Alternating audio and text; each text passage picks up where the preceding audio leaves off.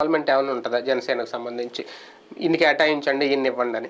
అది ఆల్రెడీ ఇప్పుడు చంద్రబాబు గారు చెప్పింది అమిత్ షా దగ్గర కన్ఫర్మ్ అయిపోయాక అది రాష్ట్ర నాయకత్వాల దగ్గర ఉంటాయి. పురంధేశ్వర్ కూర్చుంటారు, చంద్రబాబు కూర్చుంటారు, పవన్ కళ్యాణ్ కూర్చుంటారు.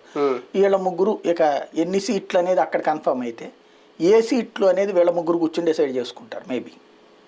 అంటే పవన్ కళ్యాణ్ గారు అమిత్ షాతో మాట్లాడడం సీట్లకు సంబంధించి ఆయన డిసైడ్ చేయడం ఏమి ఉండదు, నడ్డాతో మాట్లాడడం. సీట్లు ఎన్ని అనేటువంటిది ఆల్రెడీ వీళ్ళు చెప్పుంటారు కదా, అదే పవన్ కళ్యాణ్ ఏ మేరకు సాటిస్ఫై అయ్యాడు అనేటువంటిది తెలుసుకుంటారు. అట్లాగే ఒకవేళ పవన్ కళ్యాణ్కి అట్లా కాదని నా తరపున కూడా మీరే మాట్లాడి పెట్టండి అంటే అవును ఎక్కువ అడగాలంటే అప్పుడు చంద్రబాబుకి ఇంకొక ప్రపోజల్ పెడతారు. కాబట్టి ఇప్పుడు ఆల్రెడీ పవన్ కళ్యాణ్ డిసైడ్ అయిపోయి ఉన్నాడు, ఇంకా అందులో ఏముంది, జస్ట్ ఫార్మాలిటీగా పిలిపించడమే. ఇందులో తెలుగుదేశం పార్టీ త్యాగాన్ని ఎంతవరకు చూడొచ్చు?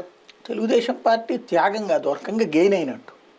ఎందుకంటే 25 సీట్లు 30 సీట్లలోనూ సక్సెస్ అయిపోయి ఇక్కడ తీసుకోవడం అంటే ఆషామాషి వ్యవహారం ఏం కాదు. అంటే 30 సీట్లు వదులుకోవడం అనేది ఒక త్యాగం కాదా? అది పెద్ద లెక్కలోకి రాదు. 30 సీట్లు వదులుకోవడం అనేటువంటి దానికంటే కూడా 30 సీట్లకే అది అతి పెద్దదైనటువంటి 2 ఓట్ బ్యాంకులను సంపాదించడం అన్నట్టు.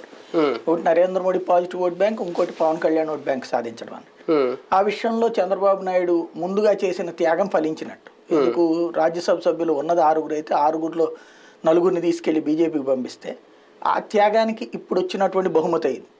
అంటే ఇద్దరు